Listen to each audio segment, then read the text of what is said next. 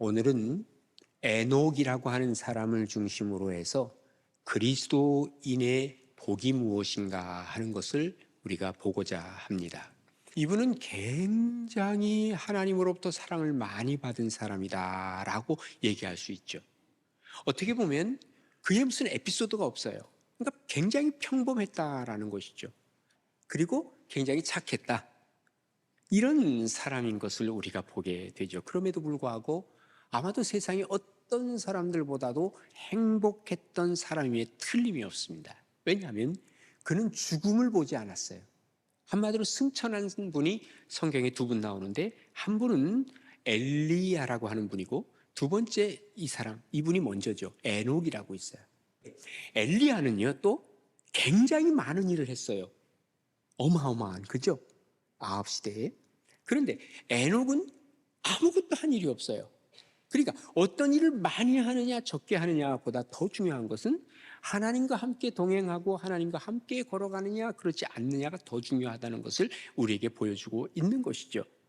예수님이 마리아의 집에 가셨을 때 마리아는 아무 일도 하지 않고 예수님 발밑에 앉아가지고 말씀을 들었고요. 그 다음에 마르다는 어떻게 했습니까? 예수님에게 대접하려고 분주히 왔다 갔다 했단 말이에요. 그런데 예수님께서는 그도 좋은 편을 택했고 또 너도 좋은 편을 택했다라는 식으로 말씀을 하셨어요. 중요한 건 뭐냐? 예수님을 향한 마음과 주님과 동행하는 것이 가장 중요하다라는 것을 얘기해 주고 있는 것입니다. 그렇다면 정말 그리스도인들이 받는 복이 무엇일까? 오늘 본문 21절에 보면 에녹은 65세에 무드셀라를 낳았고, 무드셀라를 낳은 후 300년을 하나님과 동행하며 자녀를 낳았으며 그는 365세에 죽었더라가 아니라 살았더라 그랬어요. 365세를 살았더라. 굉장하죠. 그런데 오늘 이 본문의 내용을 통해서 우리가 볼 수 있는 것은 에녹은 아담의 7대 손이었습니다. 그런데 아담을 하나님 만드시고 그 아들인 가인이 아벨 다른 아들을 죽였죠. 그리고 하나님은 셋을 통해서 새로운 역사를 만들어 가셨단 말이에요. 그런데 가인이 아벨을 죽인 이후에 가인은 그야말로 유리방황하는 사람이 되었는데 그 자녀들이 얼마나 잘 됐는지, 그런데 그들은 잘 됐지만 문제가 뭐냐? 그들에게는 하나님 앞에서 죄를 범하고 하나님과 떨어져 나갔다는 게 가장 큰 문제였다는 거예요. 가인의 후예들은. 그러면서 나중에는 사람이 사람을 죽이는 걸 쉽게 죽이는 데까지 나아가게 됐죠. 하나님은 진노하시기 시작했어요. 그러면서 하나님은 누구를 주셨냐면 여기 아벨이 죽은 이후에 셋이라고 하는 아들을 주셨거든요. 그리고 그 아들을 통해서 또 어떤 일이 벌어지느냐면 사람들이 계속해서 늘어나면서 또 범죄하기 시작했는데 어디서부터 범죄가 오느냐면 가인의 후손들과 셋의 자손들이 결혼하기 시작해요. 그러면서 거기서 또 죄악들이 막 오기 시작한 거예요. 하나님은 마음속으로 야 이거 도저히 안 되겠다 하는 생각을 갖고 하나님께서는 심판하실 것을 계획하셨어요.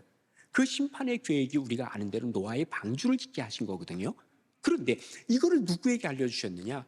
에녹에게 알려주셨다는 거예요. 처음으로 에녹에게 심판을 알려주셨습니다. 그걸 어디서 알 수 있냐면요, 신약성경 유다서에 보면 1장 14절과 15절에 이렇게 기록을 하고 있어요. 아담의 7대 손 에녹이 이 사람들에 대하여도 예언하였다 그랬어요. 그러니까 에녹은 하나님의 말씀을 그들에게 전해줘서 예언하게 했는데 뭘 얘기를 했냐면요, 이르되 보라 주께서 이 수만의 거룩한 자와 함께 임하셨나니 이는 뭇사람을 심판하사, 하나님이 심판하신 거예요. 모든 경건하지 않은 자가 경건하지 않게 행한 모든 경건하지 않은 일과 또 경건하지 않은 죄인들이 주를 거슬러 한 모든 완악한 말로 말미암아 그들을 정죄하려 하심이라 라고 에녹을 통해서 하나님께서는 심판하실 것을 말씀하셨어요. 그런데 놀라운 것은 에녹이 65세에 아들을 낳았단 말이에요. 그 아들을 낳고 가만히 생각을 해보니까 하나님께서 이런 예언을 하셨는데, 와, 우리 아들이 이런 것을 심판을 그대로 당할 것 아니냐 하고 걱정을 했던 모양이에요. 그래서 아들을 낳고 이름을 뭐라고 짓냐면 무드셀라 이렇게 이름을 지었어요. 이 무드셀라라고 하는 이름은 내 아이가 죽은 이후에 심판해 주세요. 하나님, 우리 아이까지는요, 형통하게 해주세요. 이런 의미로 무트셀라라고 하는 이름을 지었다라고 우리는 볼 수가 있는 것입니다. 그런데 나중에 이제 결과적인 것을 보면 무드셀라가 모든 인류 중에서 제일 오래 산 사람이에요. 몇 년을 살았냐면 969세까지 살았던 거예요. 어마어마하게 살았죠.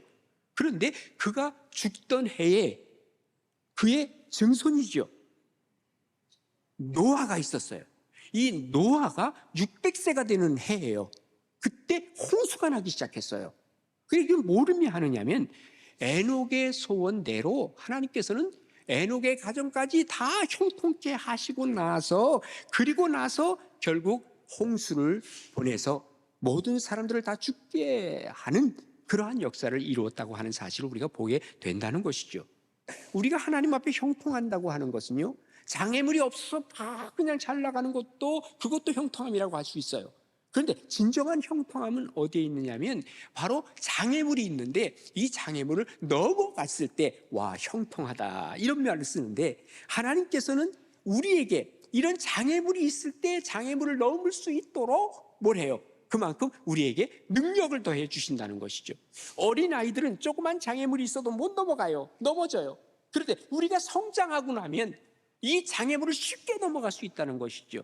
사실 하나님께서는 우리와 동행하신다는 게 뭘 의미하겠어요?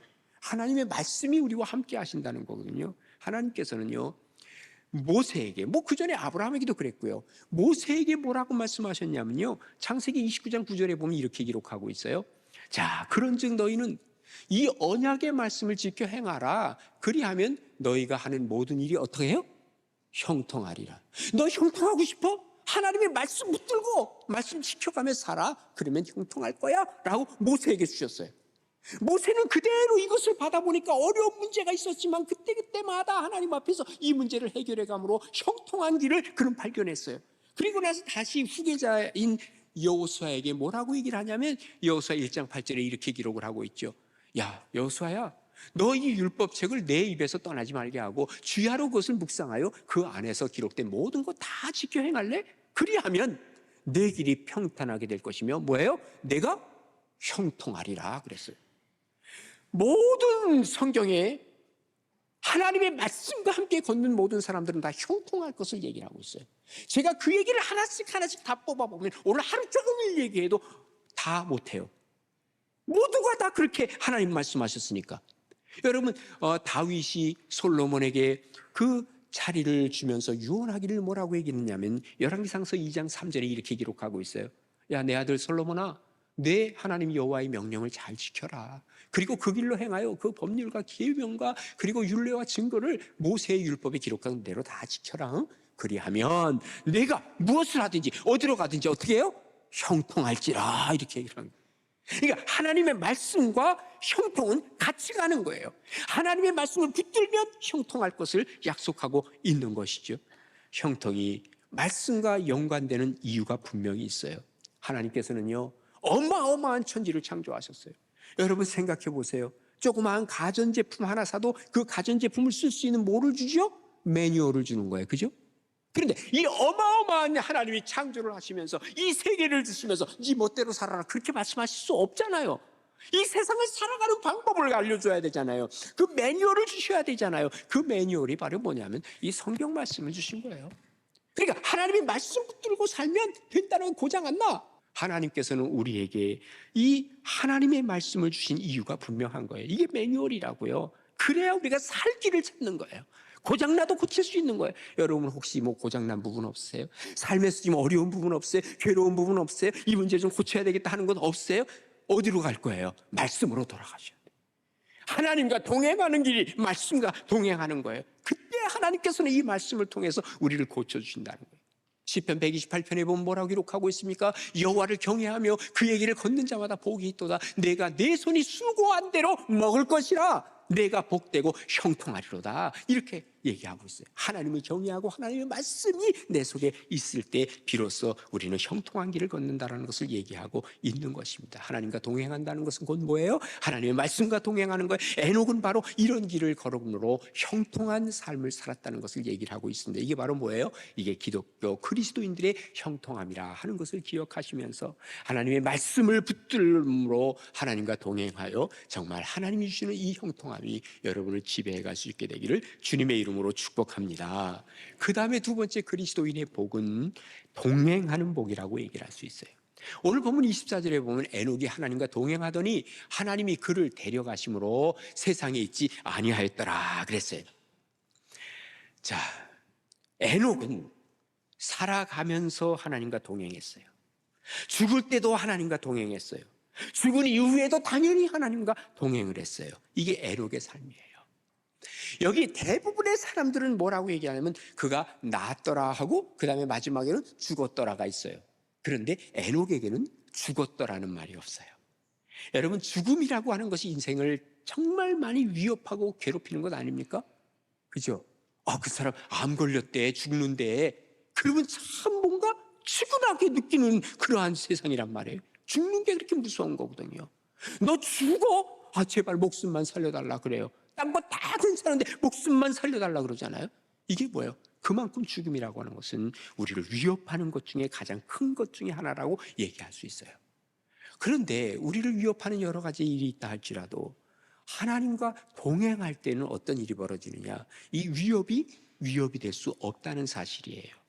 왜냐하면 하나님과 동행할 때 에녹이 하나님과 동행했더니 이 죽음도 벗어나고 죽음도 일어날 수 있는 그야말로 하나님께서 그를 데려가셨다고 이렇게 표현하고 있는 것이죠.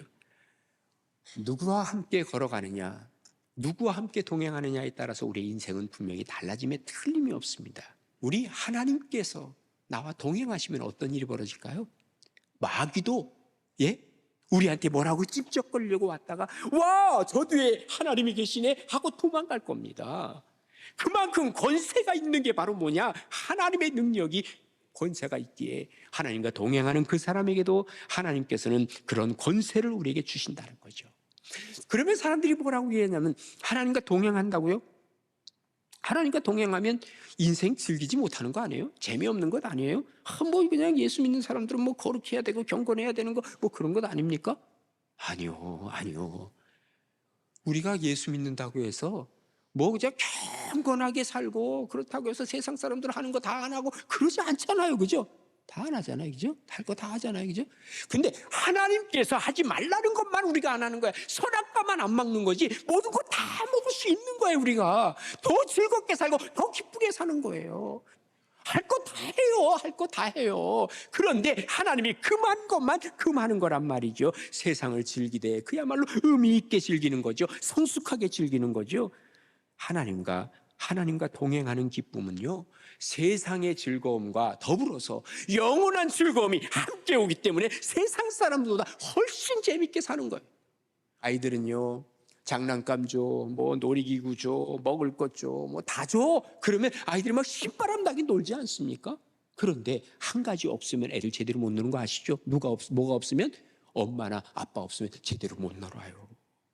아무리 많은 것을 줘도 애들이 좋아하는 거 다 줘도 엄마 아빠가 안 보여. 엄마 아빠 그때부터 울기 시작하는 거야. 야, 줄 거 다 줬는데 너 왜 울어? 엄마 아빠 없으면 위험한 거예요. 자기가 느끼는 거예요. 우리가 하나님이 나와 동행할 때 이 즐거움이라고 하는 것은 바로 이런 데 있는 것 아니겠느냐 그 말이에요. 그래서 요한 웨슬레는 얘기합니다. 인생의 행복 중에 가장 큰 행복을 말하라 그런다면 하나님과 함께하는, 하나님과 동행하는 게 가장 즐거움이다. 이거 경험하지 못한 사람은 모른다고 웨슬레가 얘기를 하고 있습니다. 에녹은 바로 하나님과 동행하는 복이 그에게 있었어요. 그러니까 하나님과 동행하다 보니까 너무너무 좋았던 거예요. 그런데 언제부터 그랬어요? 65세에 아들 무드셀라를 낳고 나서 그때부터 그랬다는 것을 봐서는 무드셀라를 낳은 이후에 그는 결단한 거예요. 하나님께서 심판하신다 그러니까 이거 하나님 우리 아들 무드셀라우라고 이름 졌어요. 무드셀라예요. 그러니 하나님 나와 함께 하시는 거죠. 형통케 하시는 거죠. 나와 동행하겠어요. 내가 하나님과 동행하겠어요. 결단하는 거예요. 오래 사느냐 예, 너 뭐 짧게 사느냐가 중요한 게 아니야. 예, 하나님 앞에서 하나님과 얼만큼 동행하며 사느냐가 중요하다는 것이죠. 길모아라고 하는 선교사님이 우리나라에서 선교를 하고 계시는데 어떤 마을에 들어갔더니 어떤 약간 중노인이 술을 먹고 물건을 파는 거예요. 그래서 이 사람에게 전도해야 되겠다 하고 전도를 했어요. 예수 믿으라고 하니까 나 예수 믿어요. 나 교회 다녀요. 그러더니 아니 교회 다니는 사람이 왜 이렇게 술 먹고 이래요? 그랬더니 나 교회 다니는데 어느 교회 다니니까 아무 교회 다니는데 보니까 진짜 교회 다니는 거예요. 그러니까 길모아 목사님이 그러더랍니다. 여보세요. 예수 믿는 것도 좋고 교회 다니는 것도 좋은데 더 위대하고 더 큰 일이 있다면 주님과 동행하는 거랍니다. 이렇게 얘기했다는 거예요. 주님과 동행해야 한다는 것은 주님을 기쁘시게 해드리는 거예요. 하나님이 기뻐하실까? 하세요. 하나님이 기뻐하지 않으실까? 하지 마세요. 이게 바로 하나님과 동행하는 사람의 모습이죠. 그래서 히브리서 11장 5절에 보면 이렇게 기록하고 있습니다. 믿음으로 에녹은 죽음을 보지 않고 옮겨졌으니 하나님이 그를 옮기심으로 다시 보이지 아니하였느니라. 그는 옮겨지기 전에 하나님을 뭐예요? 기쁘시게 하는 자라 하는 증거를 받았느니라 라고 기록하고 있습니다. 하나님과 동행한다는 것은요 뭐예요? 하나님과 같이 걷는 거거든요. 근데 하나님과 같이 걸을 때 내 생각과 하나님의 생각이 다를 때가 있어요. 누구랑 같이 가는데 나는 동쪽으로 가고 싶은데 저 사람은 서쪽으로 가고 싶어해. 그럼 어떻게 해야 될까요? 이분이 하나님이라면 하나님이 서쪽으로 가고 싶고 하고 나는 동쪽으로 가고 싶다면 어떻게 해야 될까요? 하나님 나 따라와요. 나 따라와요. 이럴 수 없다 그 말이에요. 내가 내 생각을 하나님께 맞춰가는 거죠. 예? 내가 바꿔야 돼. 그렇지 않으면 동행 못해요. 아모스 3장 3절에 뭐라고 기록하고 있냐면요. 두 사람이 뜻이 같지 않은데 어찌 동행하겠느냐 그랬어요. 뜻이 같아야 돼. 그러면 내 생각을 바꿔야지. 그래서 이사야서 55장에 뭐라 그럽니까? 이는 내 생각이 너희의 생각과 다르대. 하나님이 그러셨어요. 내 길이 너희의 길과 달라. 여호와의 말씀이니라 하면서 이는 하늘이 땅보다 높은 같이 내 길은 너희의 길보다 다 높아. 내 생각이 너 생각보다 높은 거야. 그리고 내 생각은 너희의 생각보다 높기 때문에 너희가 나를 따라와야 되지 않느냐. 주님 그 말씀하시는 거예요. 이게 동행하는 사람의 기본 원칙이라 그 말이에요. 하나님 따라가겠다 그 말이에요. 근데 하나님과 동행하다 보면 내 생각을 죽일 수밖에 없을 때가 생겨요. 내 생각을 죽이면 어떤 일이 벌어지냐? 그때부터 기적이 일어나기 시작하는 거예요. 이게 바로 하나님의 뜻을 따라갈 때 일어나는 거예요. 갈릴리 바다에 막 풍랑이 일었어요. 그때 제자들이 뭐라 그럽니까? 우리 다 죽게 되었다. 다 죽게 되었다 그랬어요. 이게 자기들 생각이에요. 근데 주님께서는요, 배 위에 올라가서 뭐라 그럽니까? 바다야 잔잔하라 하니까 기적이 일어나는 거예요. 하나님께서 말씀하시니까 우리가 하나님과 동행한다. 하나님 앞에서 내가 같이 간다. 그때 위대한 일들이 벌어지는 거예요. 우리로서는 아무것도 할 수 없어. 나는 이거 못한다. 야 이거 큰일 났다. 이거 어떡하나. 그런데 누구에게 붙어 있으라고요? 주님과 동행하고 주님께 붙어 있기만 하면 그때부터는 어마어마한 일들이 벌어지는 거예요.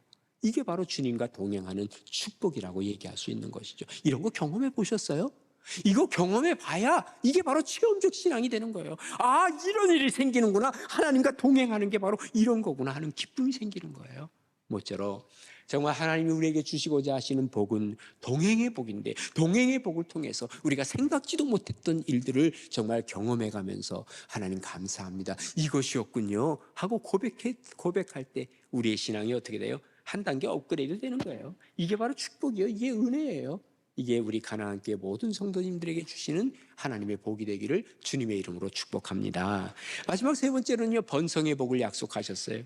오늘 보면 25절에 보면요, 무드셀라는 187세에 라멕을 낳았고 라멕을 낳은 후에 782년을 지내며 자녀를 낳았고 그리고 969세를 살고 죽었더라 그랬어요.